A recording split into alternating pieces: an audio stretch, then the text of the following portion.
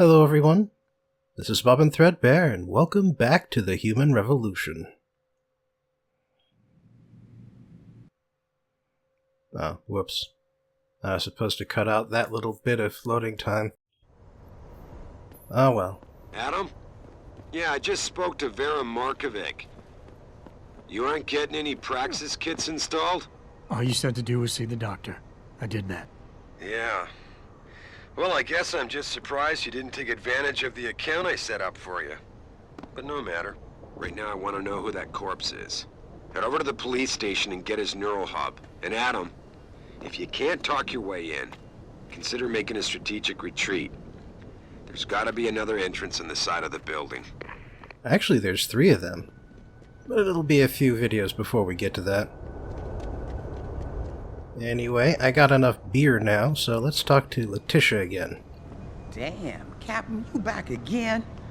I don't suppose you brought me a little gift this time. Help a gal down on the luck find some relief. You want beer? This one's on me, Tish. Oh, keep it up and I'm gonna have to give you something back. Don't say I never gave you anything. Oh, shit, Captain. Now that's almost too much. Damn, Captain. You knows how to warm a girl's insides. Here, you take this. I found it on Brooklyn Court, near the basketball court. Thought I might hold on to it in case I needed to crawl inside some rainy night. But maybe you find some use for it instead. I think I've got all the information I need right now, Tish. Maybe next time. I be's right. I promise we are not going to be talking to her ever again.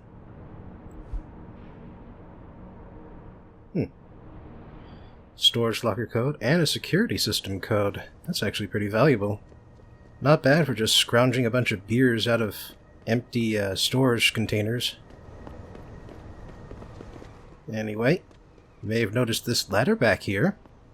I know I certainly did. That gets you up here behind the sign, where you can see more foreshortening. It's a bit of a weird perspective there. Yeah, it's pretty awesome where you can get, if you really put your mind to it. Anyway, this is a level 4 hack. I do remember getting here on my first playthrough, because I prioritized hacking. It's relatively cheap. Access granted. And that was a nuke. Don't know if I mentioned this before, but you can kill a node instantly by using a nuke.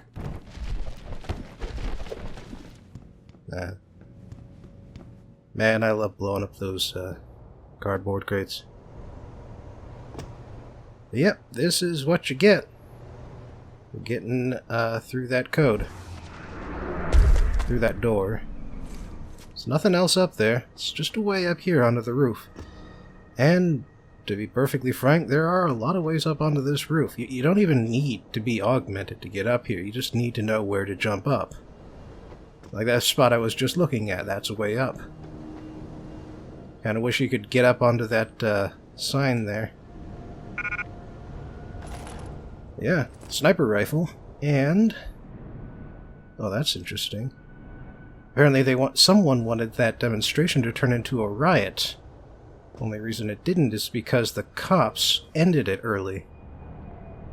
Anyway, I want to take a look at that sniper rifle, so I'm dropping the silenced one off the building here.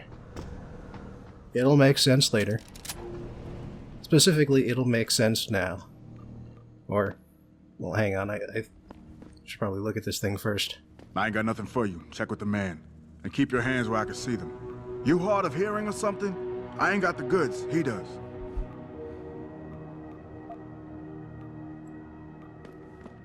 You got anything you want to buy or sell? I'm the guy you want to deal with. Everything's on the computer, right at your fingertips. Yeah, and here's where you can sell all that crap you've been building up. Like the double-barreled shotgun, I don't need that. Not gonna keep the machine pistol either. And I apparently decided not to look at the sniper rifle. Whoops.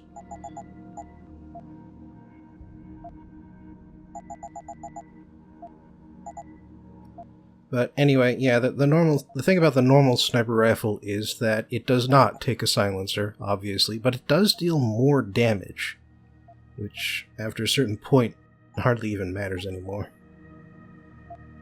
Anyway, he's got some ammunition here, a couple weapon mods. This one's for the shotgun, that's what I was talking about earlier. Double-barreled shotgun does this, but you can pick this up instead. Also, he apparently has a trank gun if you don't have one. I've always had one at this point, so I never knew that. See you soon. Alright. So, you might notice I don't have a shotgun. But that's going to change pretty soon. Anyway, this is a mine template. Here's what it does. You pick up a grenade, you put it in the template, and now you can throw a mine that does the thing. It's motion activated. If you get too close, it explodes.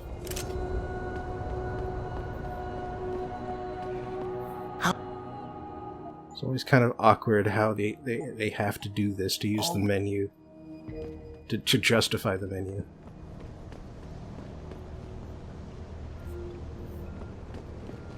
But yeah, here's how you can get up when you're not augmented. You just climb up those blocks here onto the fences, and up you go. They say the city's better since Seraph Industries set up shop here. I don't believe it. The same palms are getting greased and the same people are out on the streets. I ain't no guinea pig. Ain't no way I was getting off just to keep my job. I ain't no guinea pig.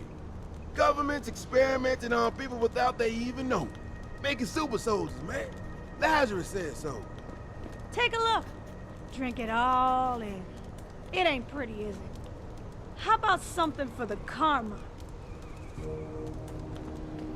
Grayson hooked me up with some real tight merch. Those art lovers get in my face now, I'm ready to pop. Grayson? Where he at these days? Yo, where you been, man? He been running shit through that abandoned gas station for weeks. Oh, word? I wanted to get some upgrades for my Zenith 10 mil. He can hook you up nice, man. If you go, tell him I sent you. I want a discount next time. Word. Yo, you look like the man who knows where to find that good shit. Upgrades, weapons, stuff like that. Don't worry, it's all good. I just need it for protection. What you need, player? Cause I know where you can cop some goods. If you want some. Wait a sec. You ain't a cop, are you? Just forget I said anything. The gas station's 20 yards that way, honestly. Hello there. Well, you must be Adam Jensen. A keen observation. Mrs. Reed told me you might pay me a visit. And don't take this the wrong way, but you're kind of hard to miss. I'll try to take that as a compliment.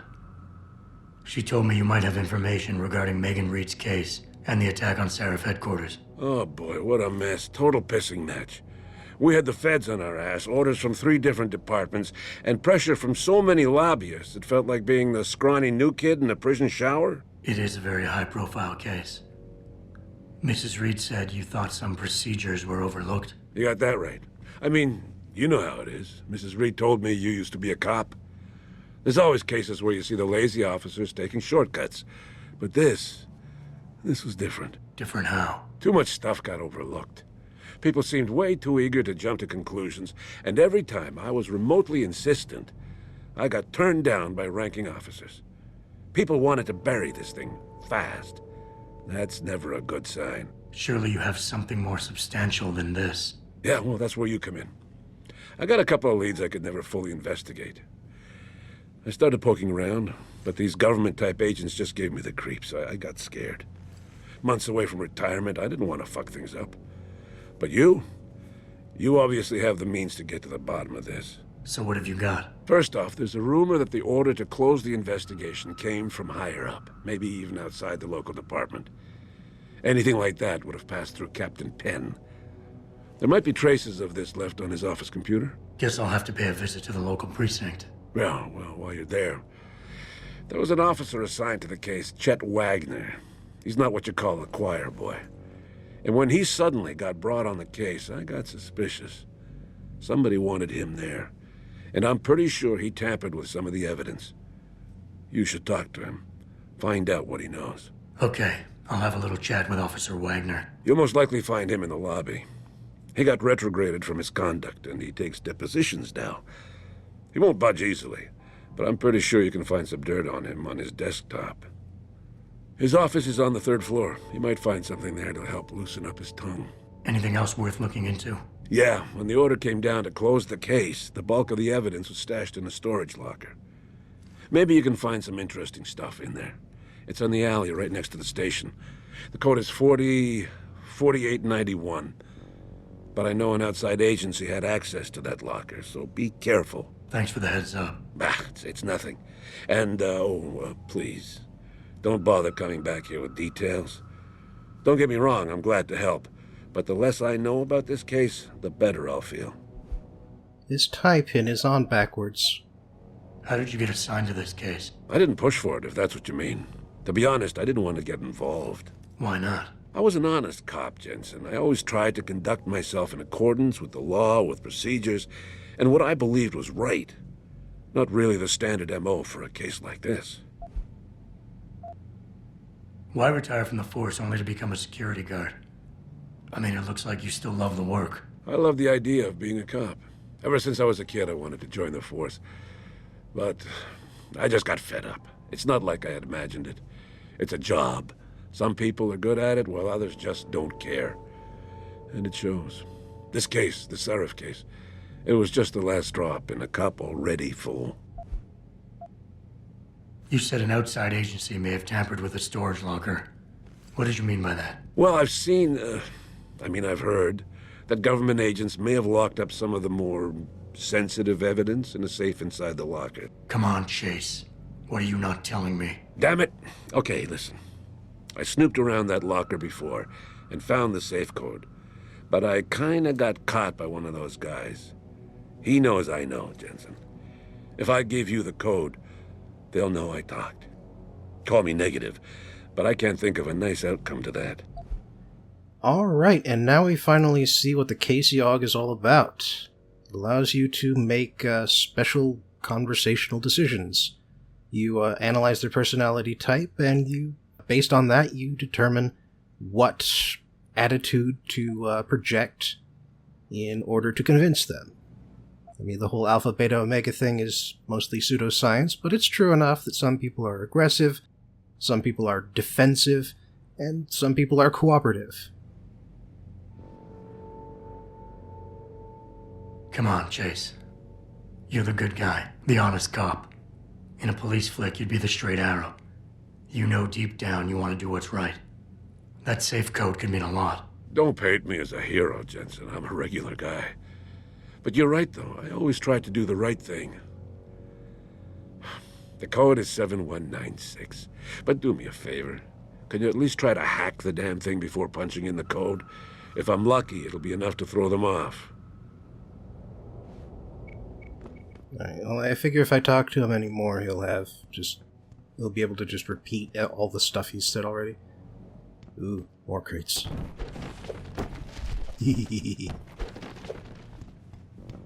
But yeah. So, like, on the basis of the Casey Aug not being that thorough of a personality analyzer, I can understand them using just sort of shorthand, like the alpha, beta, omega thing. I can never thank you enough for what you did. I hope you did the right thing letting that extremist go like that. I guess time will tell. Just doing two different voices. Nothing up there. Welcome. I'm glad you came. I can never properly repay you for what you did, of course, but I would like to help out any way I can. What'd you have in mind? There's a gentleman named Sarah who works in the area. His business causes him to move around quite a bit, but at the moment he's occupying an apartment in a building on Earl's Court. If you mention my name, he'll give you a discount on his wares. He deals in, well, he's a gun runner. How does a guy like you know someone like that? Growing up in my old neighborhood, you learn pretty quick to cultivate certain types of relationships. Huh. You'll remember his name, won't you? Sarah, like the painter. I don't care what some of the other folk at the office say about you. You're okay in my book. Well, you might say something differently after I rifle through all your stuff.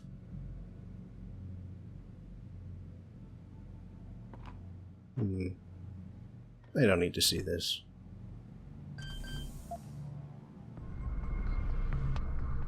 But yeah, for rescuing the both of them, you get a discount on one of the 2 weapon sellers in Detroit.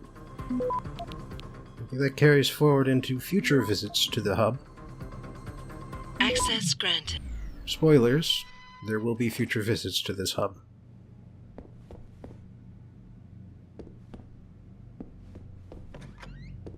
I wonder if that's a painting of Surratt.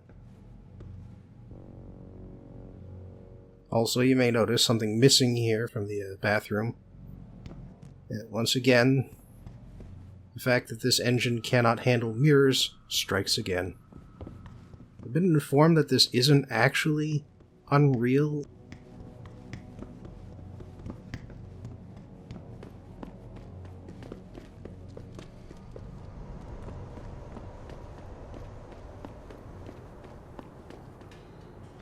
I'm thinking about getting my pit bull augmented. Get him some cyber paws, cyber fangs and shit. Throw him in the ring. Dogmentation? Yeah, word. We should, what do you call that?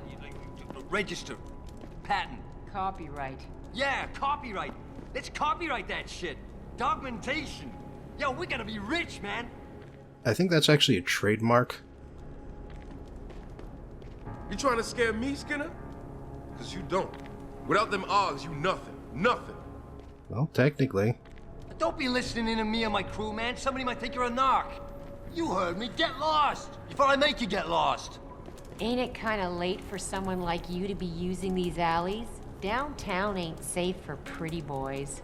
Don't say I didn't warn you, pretty boy. Word to the wise, handsome. Don't go straying too close to Derelict Row. Them crazies don't take well to enhancers. Seriously, even the cops don't go into that grease pit.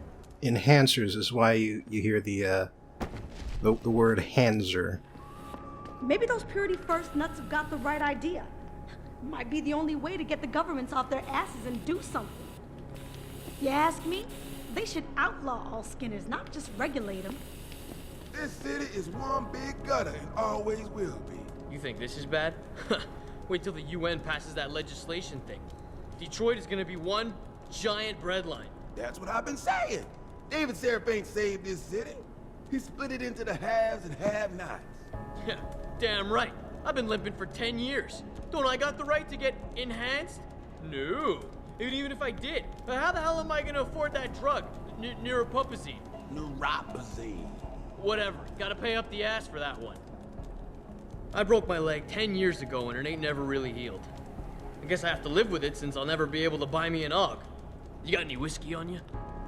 Hey, pal. You got any change in that fancy coat of yours?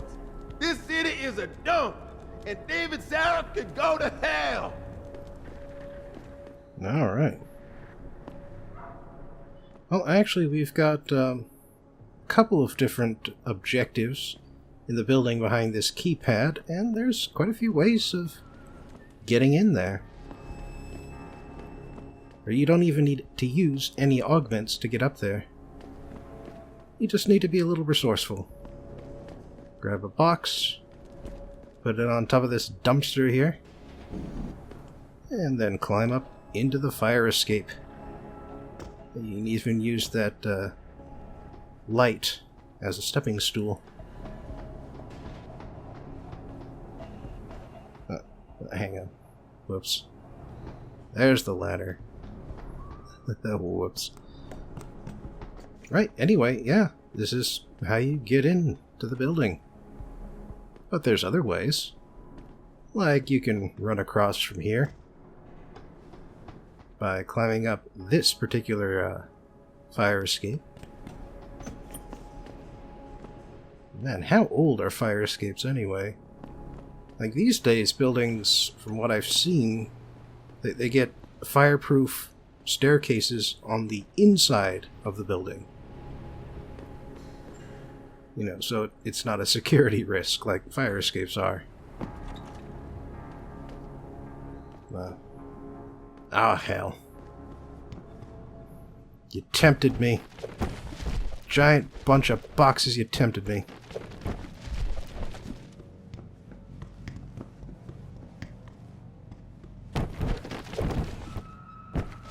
Just love exploding cardboard boxes. Guys, I love it.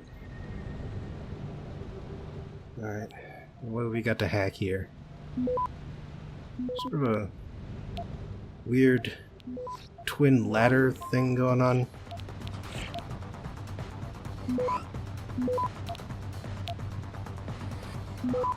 Access And there we go. You just gotta defend your way into the, between you and the red thing. Ah, whoops. Ah, crap. Oh. 43 credits. Hooray. Hope there wasn't anything important in these crates. Maybe someone's moving in here.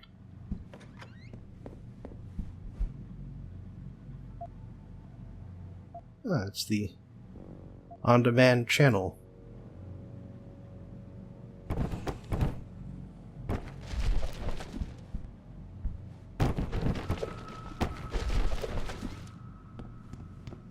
Oh. Got a couple of items in the back here. And that is just the same as before. And that's the toilet. Sadly, the water level doesn't visibly move from what I've seen.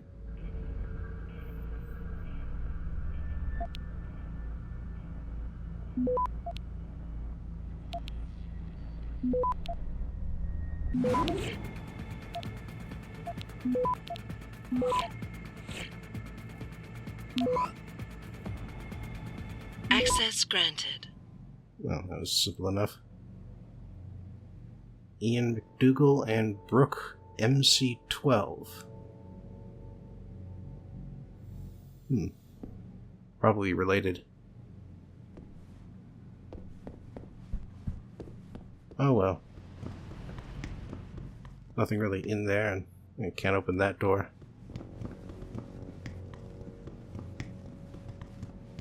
It does seem to imply that I will be able to open it in the future, though.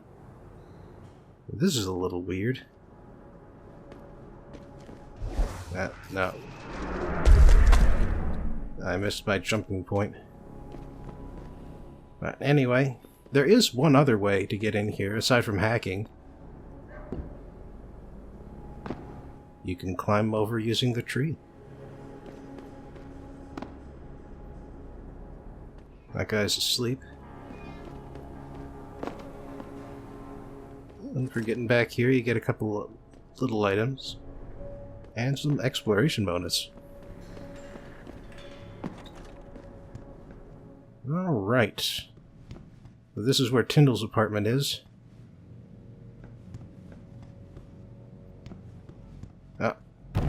Oh crap, I got 3 at once. That's so exciting, I'm going to forget that I was supposed to open that door. Yeah,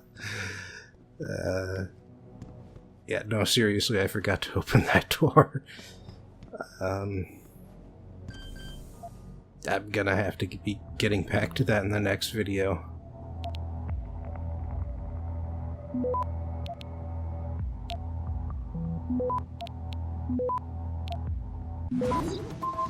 Access granted. Alright, well, what's in this area?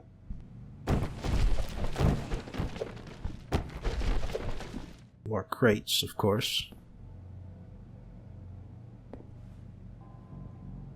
Never hide anything above the shelves. It's a shame. That would be a really good hiding spot. To use even just once, you know? Like this pocket secretary in the corner here.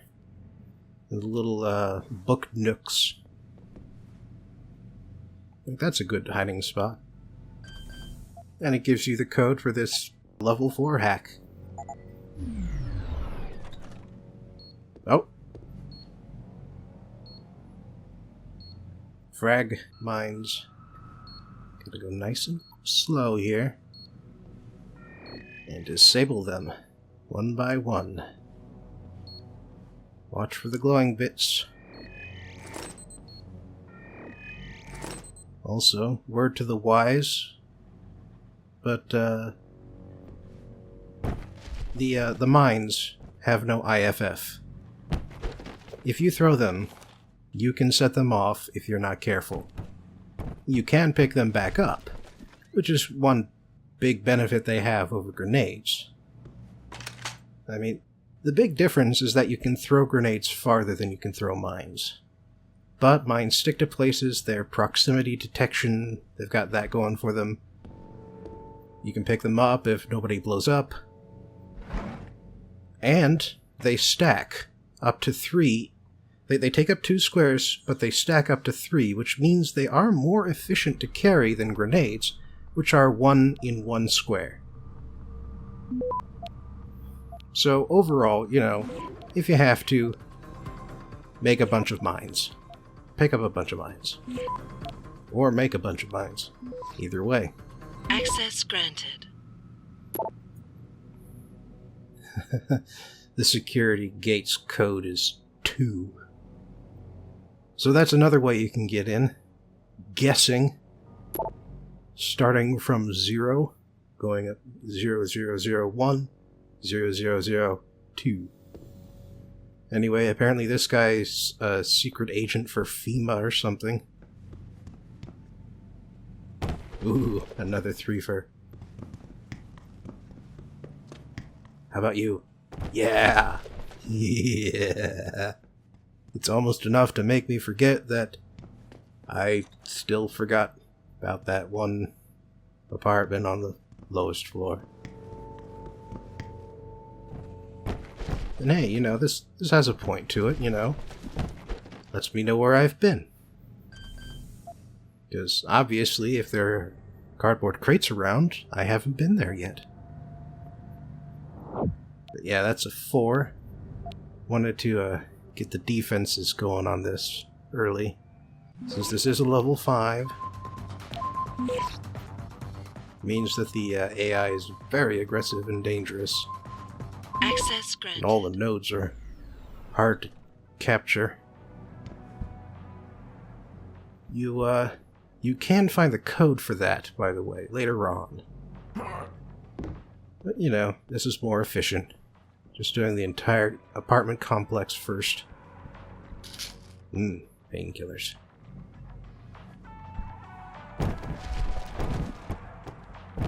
That's the thing to take the edge off of that pistol damage I took earlier.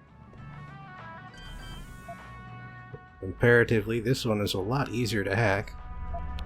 Because, you know, you could conceivably have 2 points in hacking.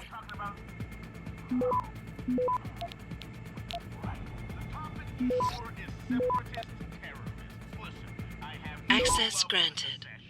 There we go. Now here's another security rating 5.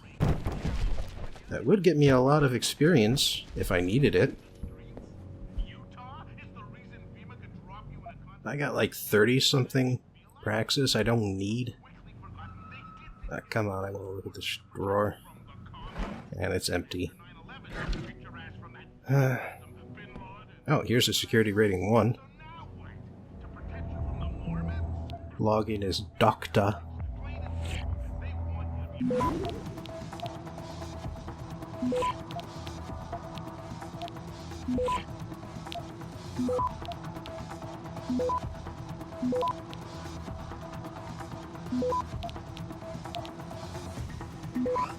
Access granted. There's 200 more credits. Apparently someone noticed the chop shop up here. So they had to bug out D-da-doc. Anyway, it also had the access code for this makeshift thing in the back here. Closet. That's a word. Closet.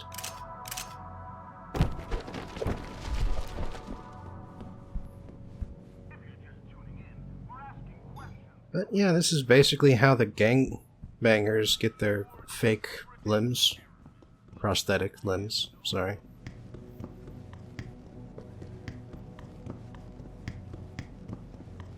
From black market chop shops. Yep, here's where it all started.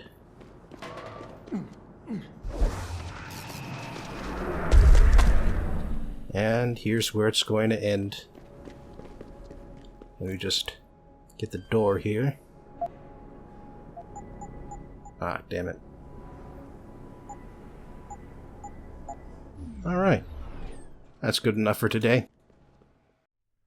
So, the last time we visited Dystopia Corner, I said that the only reason I picked Fahrenheit 451 over 1984 in the first cycle is because of the direct connection to the Deus Ex franchise. But now that that's done, I might as well head straight for the book that most people think of first when they think of dystopias. About the author. George Orwell is the nom de plume of the Englishman Eric Arthur Blair, who was born in 1903 in Bengal, which at that point was the easternmost province of British India. His father was part of the Indian Civil Service, but in 1911, Blair's family moved back to England and enrolled him in the English boarding school system. After graduating in 1921, Blair skipped college and headed back down to Asia to join the British administration of Burma, also known as Myanmar, and the westernmost nation in Southeast Asia. Blair's days in Burma had a lot of influence on him for the rest of his life, because it let him see firsthand just how oppressive and exploitative Britain was to its colonial subjects. In 1927, Blair went back to England and resigned his position with the Imperial Police, deciding instead to pursue his dream of becoming a writer. Over the next 5 years or so, Blair spent his days as a struggling writer in the cheapest apartments of London and made his living working on the fields of Kent. At one point, he moved to the slums of Paris and made ends meet as a dishwasher. Fortunately, he was able to put his hard times to good use when he wrote Down and Out in Paris and London in 1933. The book was a series of fictionalized essays that recounted some of the events he'd lived through over the past 5 years. This earned him a fair amount of interest in literary circles, and Blair published his first real novel, Burmese Days, the next year. Meanwhile, Blair, now becoming better known as Orwell, had become very politically active in the wake of his time in Burma. For the first few years, he was an anarchist, but as the 30s went on, he eventually became a socialist.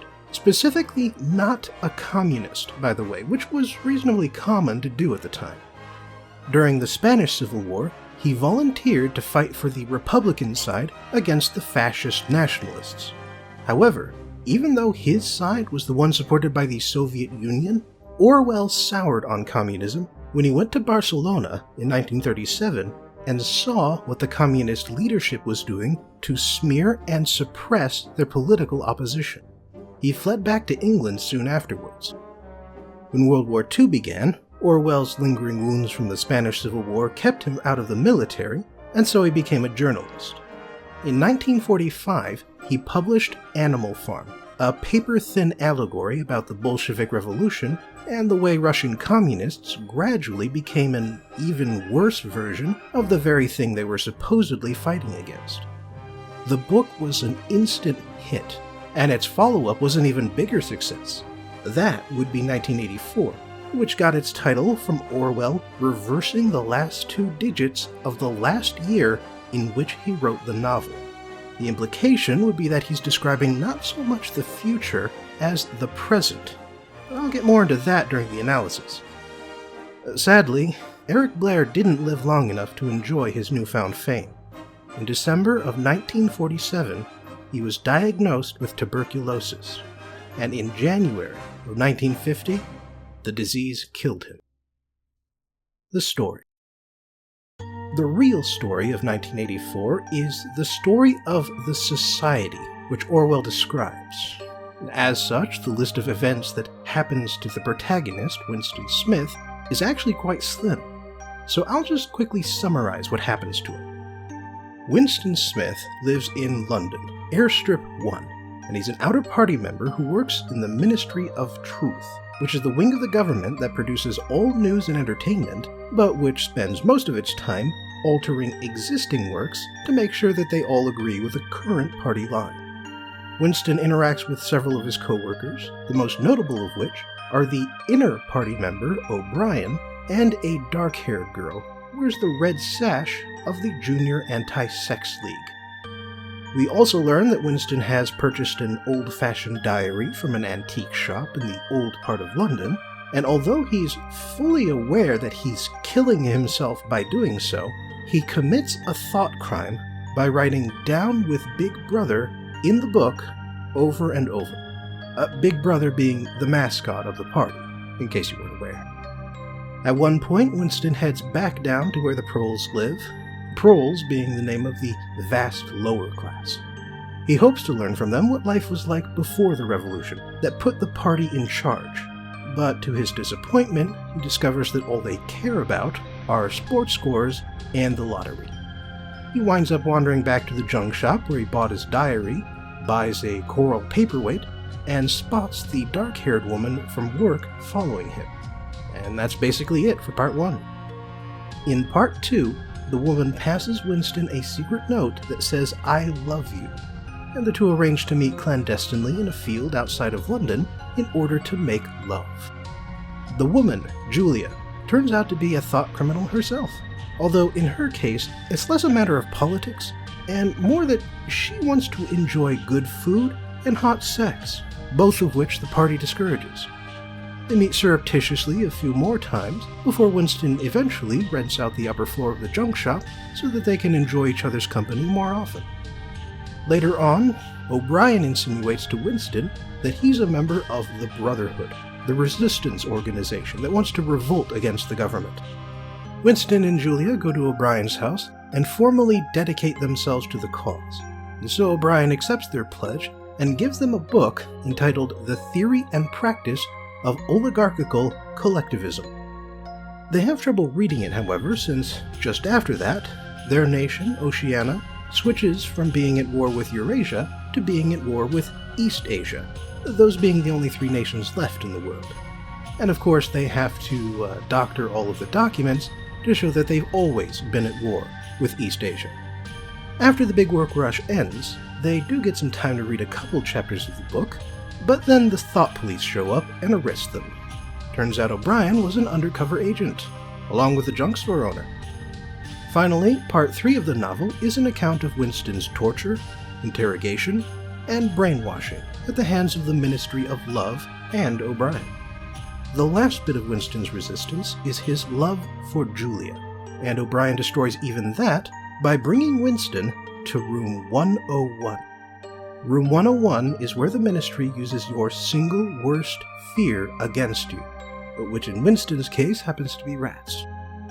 His brainwashing complete, Winston is set free, a shell of his former self who has nothing left inside except a love of Big Brother and the hope that the Ministry will soon finish the job and shoot him in the back of the head, as is only proper.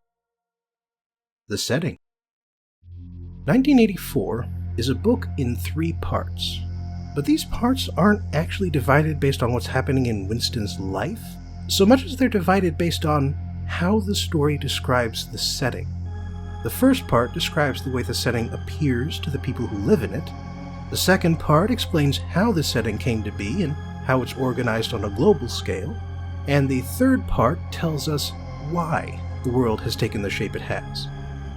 In the first part, we learn things like the fact that there was a revolution that took place basically immediately after Orwell wrote the book, and it led to the takeover of Great Britain and basically the entire American supercontinent by INGSOC, which is the newspeak name for English socialism.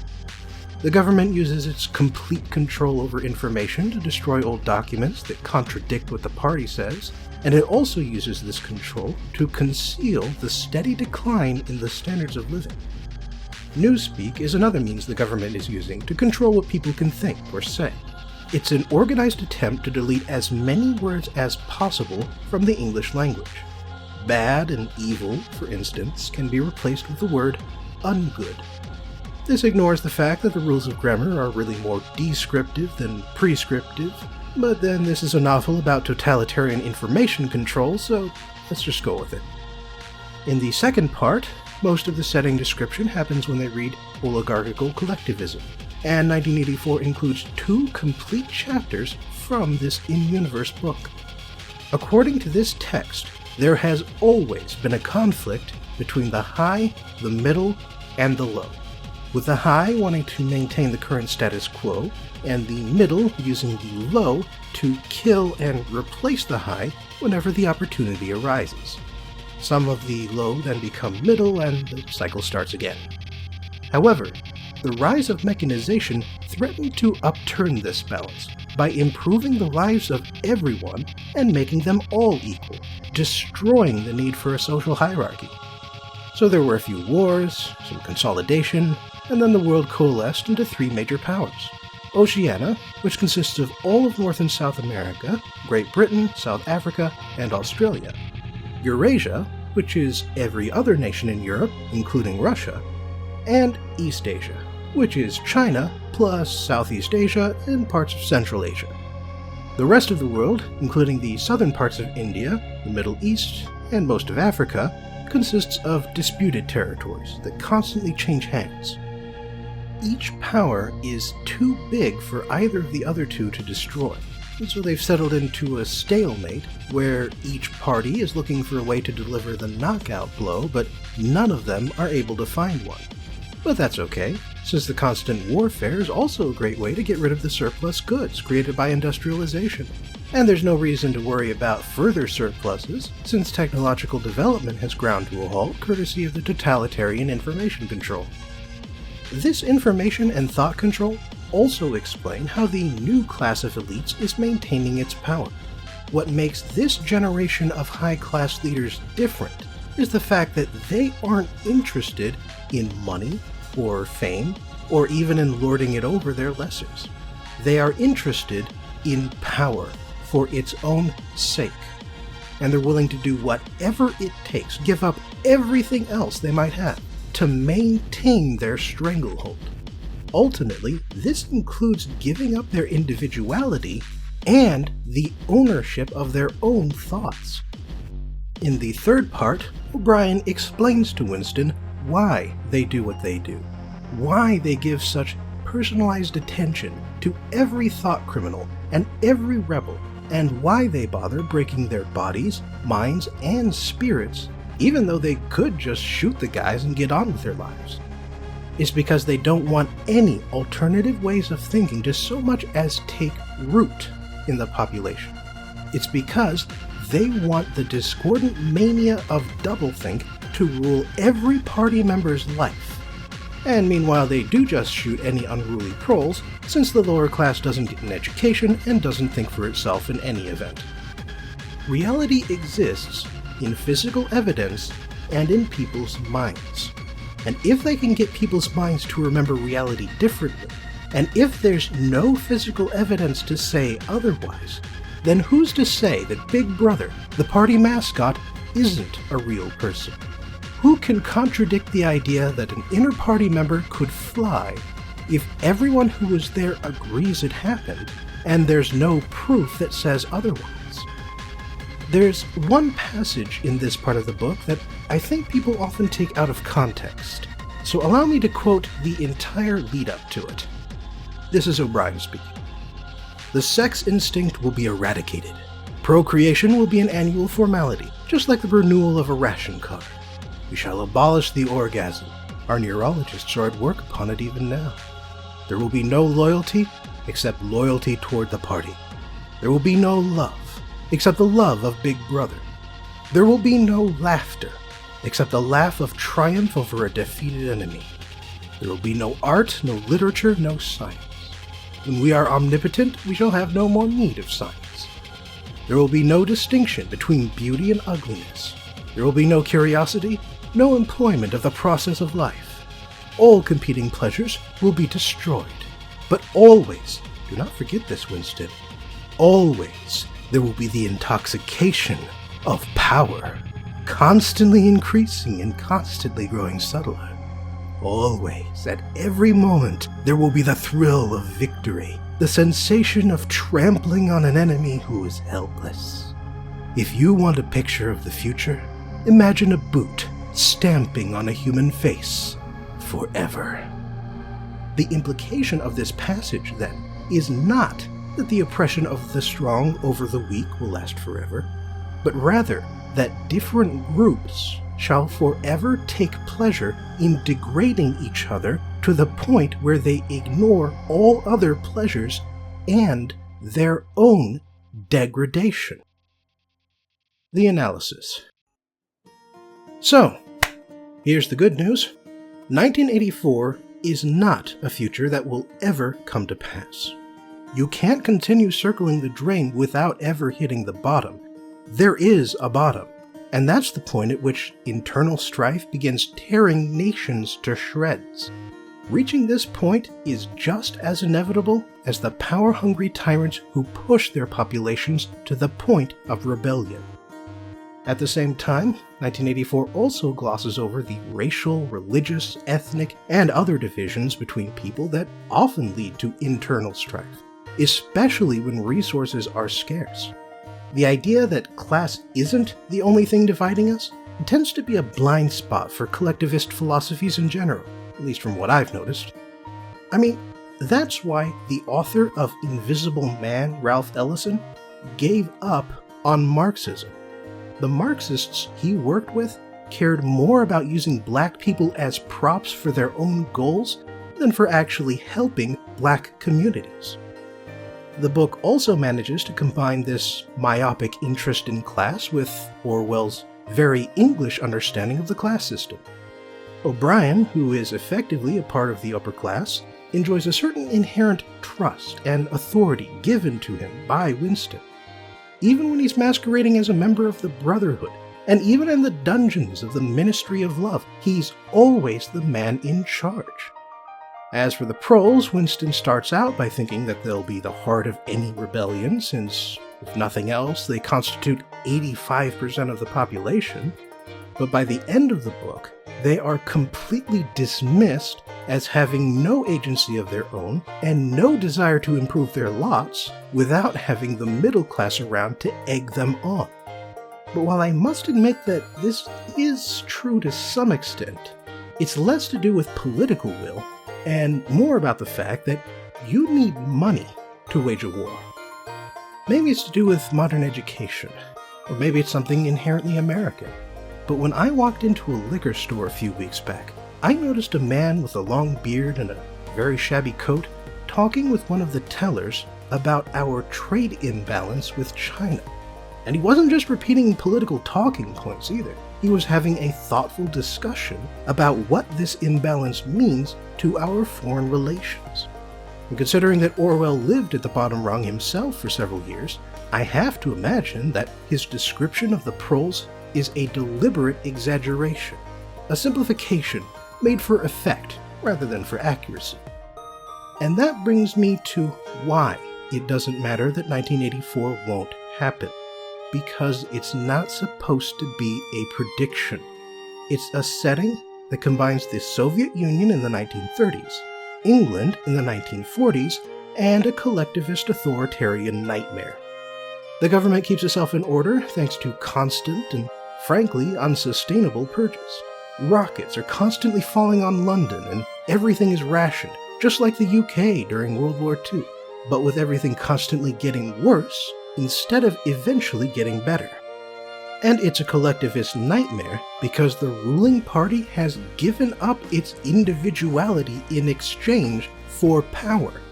And it's an authoritarian nightmare because they somehow have the resources and manpower to monitor everyone at all times and provide personalized attention to tens of thousands of thought criminals despite living in a shrinking economy where everything is breaking down.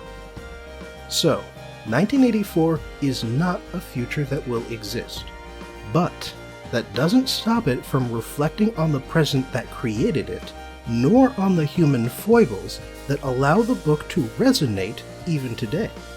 Like the big switch from fighting Eurasia to fighting East Asia, that actually happened.